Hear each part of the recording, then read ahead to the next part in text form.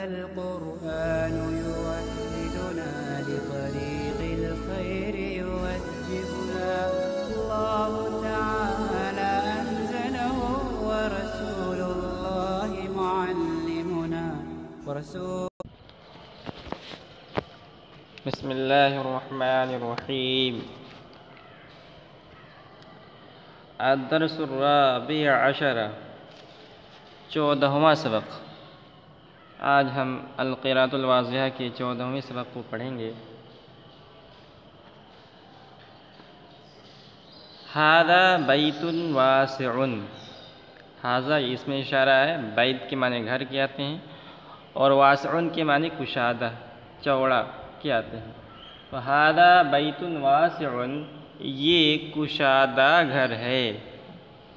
البیت الواسع نظیف، کشادہ گھر صاف ستھرا ہے۔ نظیف کے معنی صاف ستھرے کے آتے ہیں۔ البیت الواسع نظیف، کشادہ گھر صاف ستھرا ہے۔ ذالک بیت ضیق، وہ تنگ گھر ہے۔ بیت کے معنی گھر اور ضیق کے معنی تنگ، یعنی چوڑا نہیں ہے، تنگ گھر ہے، چھوٹا گھر ہے۔ ذالک بیت ضیق، وہ تنگ گھر ہے۔ البیت الضیق قذر، تنگ گھر گندا ہے۔ قذر کے معنی گندگی کے آتے ہیں، یعنی صاف ستھرا نہیں ہے۔ البیت الضیق قذر، تنگ گھر گندا ہے۔ للبیت الواسع باب کبیر، یہ تھوڑا اور بڑا جملہ ہے، ہم نے بتایا تھا کہ آہستہ آہستہ صاحب کتاب جملہ پہلے انہوں نے مختصراً مفردات کو دیا تھا، پھر چھوٹے چھوٹے جملے دیے تھے، اور اب آگے اور بڑے جملے دے رہے ہیں، تاکہ ہم عربیت میں جیسے جیسے آگے بڑھتے جائیں اس طرح ہم بڑے بڑے جملے بنانے والے، بولنے والے، لکھنے والے بن جائیں۔ تو دیکھیے یہ ہے للبیت الواسع باب کبیر، بیت کے معنی گھر اور واسع کے معنی کشادہ۔ تو للبیت الواسع اور لام کے معنی لیے کیا آتے ہیں۔ للبیت الواسع، کشادہ گھر کے لیے، باب کبیر، بڑا دروازہ ہے۔ کشادہ گھر کے لیے بڑا دروازہ۔ اب اس کو ہم دو طرح سے بول سکتے ہیں۔ ایک تو اس طرح بول سکتے ہیں للبیت الواسع باب کبیر، کشادہ گھر کے لیے بڑا دروازہ۔ اس کو دوسرے طریقے سے بول سکتے ہیں الباب الکبیر للبیت الواسع، بڑا دروازہ کشادہ گھر کے لیے۔ تو للبیت الواسع باب کبیر یہ بھی بول سکتے ہیں، اور الباب الکبیر للبیت الواسع یہ بھی بول سکتے ہیں۔ دونوں کے ترکیب میں فرق ہے اور معنی ایک ہے۔ للبیت الضیق باب صغیر، تنگ گھر کے لیے چھوٹا دروازہ۔ للبیت الضیق باب صغیر، تنگ گھر کے لیے چھوٹا دروازہ۔ اس کو دوسرے طریقے سے بول سکتے ہیں الباب الصغیر للبیت الضیق، الباب الصغیر للبیت الضیق، چھوٹا دروازہ تنگ گھر کے لیے۔ محمود رجل صالح، محمود ایک آدمی کا نام ہے، اور رجل کے معنی آدمی اور صالح کے معنی نیک۔ محمود رجل صالح، محمود ایک نیک آدمی ہے۔ ایک ہم نے ترجمہ کیا نکرہ کی وجہ سے، رجل نکرہ ہے تو نکرہ کا ترجمہ میں ایک اور کبھی کا ترجمہ ہوتا ہے۔ تو محمود رجل صالح، محمود ایک نیک آدمی ہے۔ اس کو ہم دوسرے طریقے سے بول سکتے ہیں الرجل الصالح محمود، نیک آدمی محمود ہے، نیک آدمی محمود۔ للرجل الصالح خلق حسن، خلق کے معنی اخلاق کے آتے ہیں، اور حسن کے معنی عمدہ، اچھے کے آتے ہیں۔ تو للرجل الصالح خلق حسن، نیک آدمی کے اچھے اخلاق، نیک آدمی کے لیے اچھے اخلاق، یعنی نیک آدمی کا اچھا اخلاق، نیک آدمی کا اچھا اخلاق۔ اس کو ہم دوسرے طریقے سے بول سکتے ہیں الخلق الحسن للرجل الصالح، اچھی اخلاق للرجل الصالح، نیک آدمی کے لیے۔ آگے ہے ھذا تلمیذ مجتہد، یہ محنتی طالب علم ہے. تلمیذ طالب علم اسٹوڈنٹ، اور مجتہد کے معنی محنت کرنے والا. تو ھذا تلمیذ مجتہد، یہ محنتی طالب علم ہے. ذالک تلمیذ مہمل، وہ سست طالب علم ہے. مہمل سست یعنی جو محنت کرنے والا نہ ہو، سونے والا ہو، پڑھنے والا نہ ہو. ذالک تلمیذ مہمل، وہ سست طالب علم ہے. التلمیذ المجتہد محبوب، محنتی طالب علم محبوب ہے، پسندیدہ ہے. محبوب پسندیدہ ہے، محبوب ہے. التلمیذ المجتہد محبوب، محنتی طالب علم محبوب ہے. التلمیذ المہمل مذموم، سست طالب علم مذموم ہے. خالد فلاح نشید، خالد ایک چست کاشتکار ہے. فلاح کے معنی کاشتکار یعنی کسان کہتے ہیں، اور نشید کے معنی چست کہتے ہیں. خالد فلاح نشید، خالد ایک چست کاشتکار ہے. حامد فلاح کسلان، کسلان یہ اس کے معنی آتے ہیں سست کے، جو محنت کرنے والا نہ ہو، سستی کرنے والا ہو. تو حامد فلاح کسلان، حامد ایک سست کاشتکار ہے. الفلاح النشیط رجل رابح، کہہ رہے ہیں چست کاشتکار رجل رابح نفع کمانے والا ہوتا ہے، نفع کمانے والا آدمی ہوتا ہے، نفع حاصل کرنے والا. رابح کے معنی نفع اٹھانے والا. الفلاح النشیط رجل رابح، چست کاشتکار رجل رابح نفع اٹھانے والا آدمی ہوتا ہے. الفلاح الکسلان رجل خاسر، سست کاشتکار رجل خاسر نقصان اٹھانے والا ہوتا ہے. ظاہر سی بات ہے، جو کاشتکار کھیتی میں محنت کرے گا وہ زیادہ نفع کمائے گا، اور جو سستی کرے گا وہ یا تو کم نفع کمائے گا یا اس کی فصل خراب ہو جائے گی، ضائع ہو جائے گی. ہادہ ساعۃ جدیدۃ، یہ نئی گھڑی ہے. ساعۃ کے معنی گھڑی کہتے ہیں، اور جدید یہ اس کے معنی نئے کہتے ہیں. ہادہ ساعۃ جدیدۃ، یہ نئی گھڑی ہے. تلک ساعۃ قدیمۃ، وہ پرانی گھڑی ہے. الساعۃ الجدیدۃ غالیۃ، نئی گھڑی قیمتی ہے. غالیۃ کے معنی گرا، قیمتی، مہنگی. الساعۃ الجدیدۃ غالیۃ، نئی گھڑی قیمتی ہے.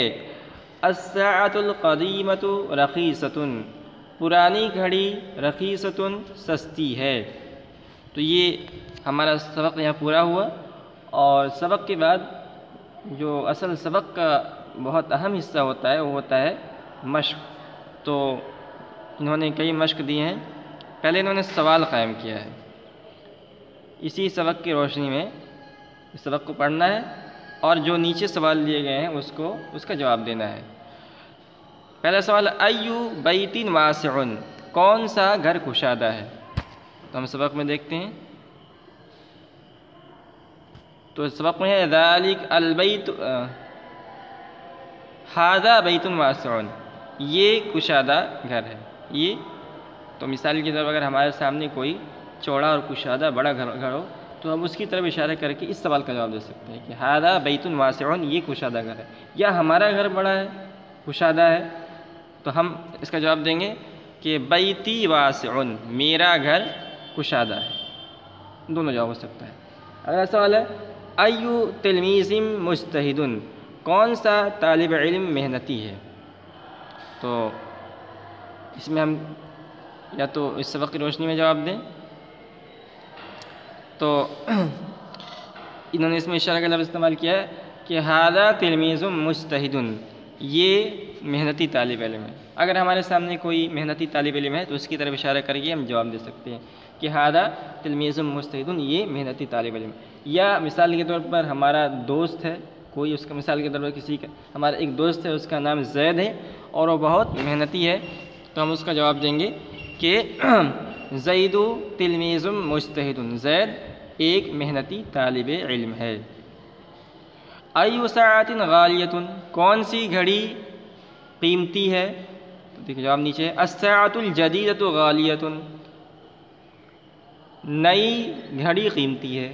ایک جواب تو یہ ہو سکتا ہے۔ دوسرا جواب، مثال کے طور پر ہمارے پاس کوئی گھڑی ہے جو بہت مہنگی ہے، تو ہم اس کا جواب دے سکتے ہیں کہ ساعتی غالیۃ، میری گھڑی قیمتی ہے۔ اس کے بعد ہے ایو بیت نظیف، کون سا گھر صاف ستھرا ہے؟ تو مثال کے طور پر ہمارا گھر ہے، تو اپنے گھر کی طرف اشارہ کر کے کہہ سکتے ہیں بیتی نظیف، میرا گھر صاف ستھرا ہے۔ یا ہمارے دوست کا گھر ہے، مثال کے طور پر ہمارا ایک دوست، اس کا نام خالد ہے اور اس کا گھر بالکل صاف ستھرا ہے، تو جواب دے سکتے ہیں بیت خالد نظیف۔ ایو تلمیذ محبوب، کون سا طالب علم محبوب ہے؟ تو دیکھیے یہاں جواب آیا ہے التلمیذ المجتہد محبوب، محنتی طالب علم یہ پسندیدہ اور محبوب ہوتا ہے۔ ایو ساعۃ رخیصۃ، کون سی گھڑی سستی ہے؟ تو جواب آیا الساعۃ القدیمۃ رخیصۃ، پرانی گھڑی یہ سستی ہے۔ تو یہ تھا سوال جواب۔ اب آگے ہے تمرین نمبر 1، عام تمرین۔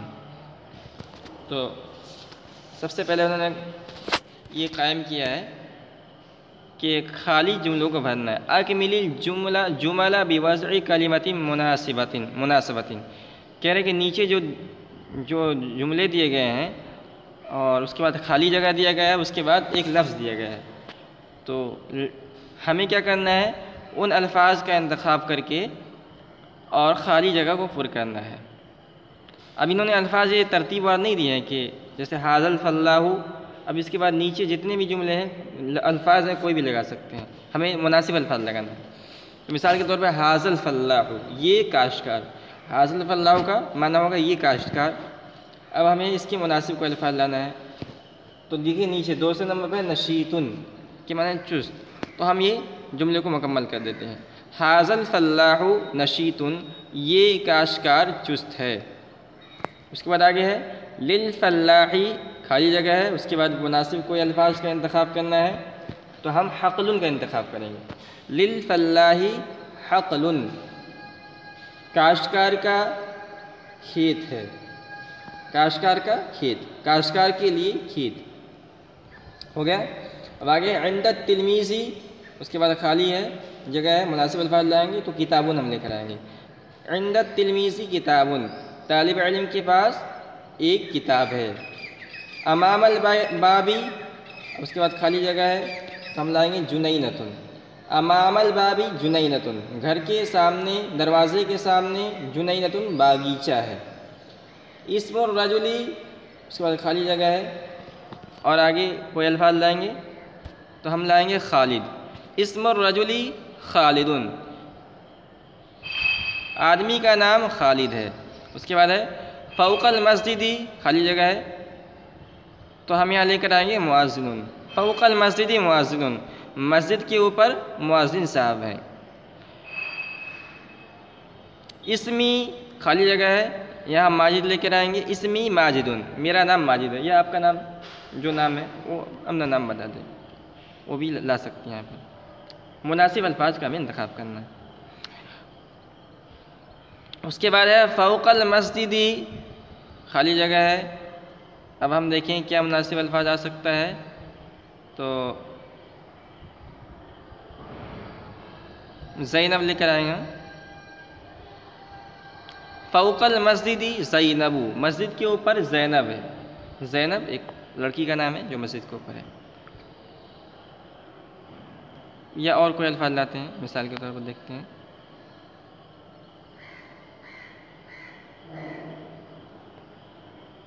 چلیے ہم ماجد کو لے لیتے ہیں 2 مرتبہ، فوق المسجدی ماجد، مسجد کے اوپر ماجد ہے۔ الرجل الطویل، اس کے بعد خالی جگہ ہے تو یہاں بھی ہم خالد لے کر آتے ہیں۔ الرجل الطویل خالد، لمبا آدمی خالد ہے۔ اس کے بعد ہے المرأۃ القصیرۃ زینب، تو یہاں لے کر آئیں گے زینب لے کر آئیں گے۔ المرأۃ القصیرۃ، قصیرہ کہتے ہیں چھوٹے قد کی لڑکی کو، تو چھوٹے قد کی عورت کون ہے؟ زینب ہے۔ اس کے بعد ہے الباب الکبیر، خالی جگہ ہے تو للمسجد لے کر آئیں گے۔ الباب الکبیر للمسجد، مسجد کا بڑا دروازہ۔ النافذۃ الصغیرۃ لخالد، خالد کی چھوٹی کھڑکی۔ اس کے بعد ہے المئذنۃ العالیۃ للمسجد، مسجد کا بلند مینارہ۔ اس کے بعد ہے القبۃ الجمیلۃ للمسجد، مسجد کا خوبصورت گنبد۔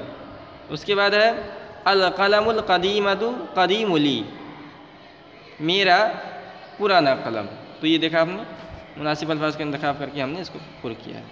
اب آگے اکمل الجملہ بوضع الکلمۃ المناسبۃ، اب اس جملے کو یہاں کوئی انہوں نے الفاظ نہیں دیا ہے، ہمیں اپنی طرف سے مناسب الفاظ کا انتخاب کر کے اس خالی جگہ کو پر کرنا ہے، جملے کو مکمل کرنا ہے۔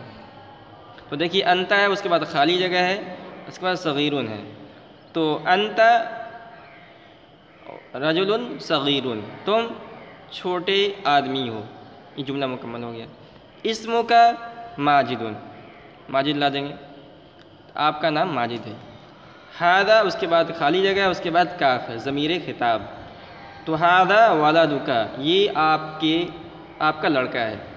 انت ہے، اس کے بعد خالی جگہ ہے، اس کے بعد ضمیر غائب ہو ہے، تو انت اخوہ، تم اس کے بھائی ہو۔ ہذہ اخت، خالی جگہ ہے، ہذہ اخت خالد، یہ خالد کی بہن ہے۔ انت اخو زینب، آپ زینب کے بھائی ہیں، زینب لائیں گے ہم۔ ہی بنت ساجد، وہ ساجد کی لڑکی ہے۔ ھذا، خالی جگہ ہے، اس کے بعد ضمیر خطاب ہے۔ ھذا ابوک، یہ آپ کے والد صاحب ہیں۔ لہو غلاف جمیل، جمیل لائیں گے ہم یہاں، اس کے لیے ایک خوبصورت غلاف ہے۔ مثال کے طور پر ہم لہو سے ہم ضمیر غائب کعبہ کی طرف لوٹا دیں، بیت اللہ کی طرف، کہ اس کا ایک خوبصورت غلاف ہے۔ جیبی کا قلم، تو فی لے کر آئیں گے، فی جیبی قلم، آپ کے جیب میں ایک پین ہے۔